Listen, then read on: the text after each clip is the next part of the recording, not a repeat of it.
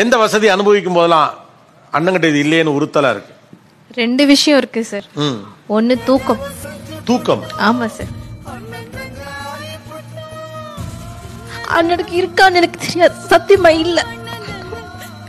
என்னோட போன்ல போராட்டம் அண்ணனுக்கு பசங்க இருக்காங்க, பெண் குழந்தைங்க. அவனுக்கு அதுக்கும் போராடணும்ல, அவன் அடுத்தடுத்து இருக்காங்க. நிம்மதியா தூக்கம் இல்ல அவனுக்கு. இன்னொரு விஷயம், எனக்கு எதுனா வேணும்னா நான் கேட்டுடுவேன்.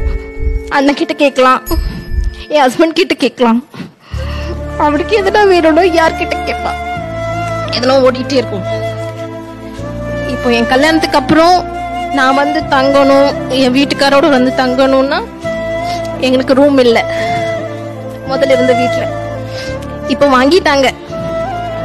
கடன் தான், லோன் தான். அதுக்கு மாசம் மாசம் இஎம்ஐ கட்டணும். அது